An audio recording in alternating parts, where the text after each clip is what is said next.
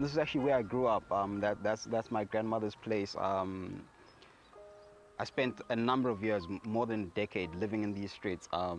However, for me, it's not a lot of young people or a lot of black people who make it out of this township and do well for themselves. But at the same time, there are people such as your Sandile Shezi. He grew up in this township, and right now he's running one of the most successful companies in South Africa. And it's one of the people that I used to say, you know what, if he can do it, why can't I? At just 23 years old, Sandile Shezi has become one of South Africa's youngest millionaires, but he admits that he made some very risky decisions.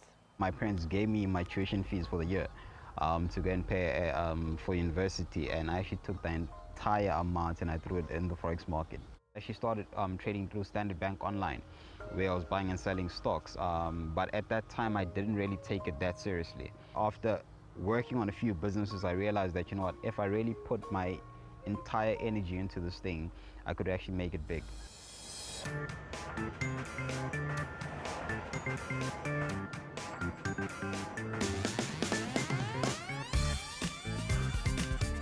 Being a young trader, I started networking with other people already in the trading industry.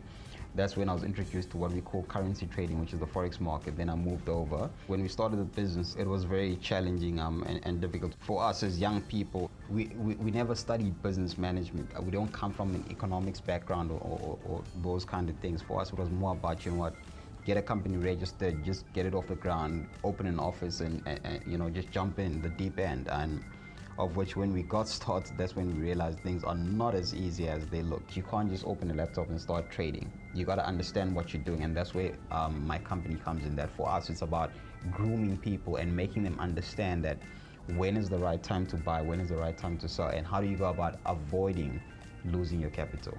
We want to empower everybody about forex. We want to make sure the masses know about trading. I might be holding on, and I end up having a repeat of what happened to the Zim dollar.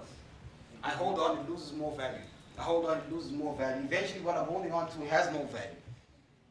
As a company, we do what we call free beginners classes. So essentially, anyone and everyone, irrespective of background or education, qualification, they can come through for a free beginners class, of which there is no fee for that. They don't even pay for the seats when they attend. And essentially, we pretty much give them all the basics they need about forex and what we do as a company. How did Aliko Dangote become the richest guy in Africa?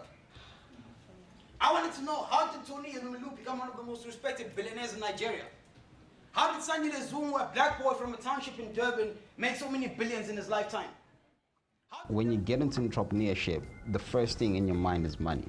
That, I need to make money, I need to feed myself, I need to be able to take care of my expenses. But once you have done that, you start looking at a bigger picture that, I've got employees to take care of. I've got people to make sure that we take care of. We've got clients in a number of different cities. So for me, it's more about giving value than just making money at this point.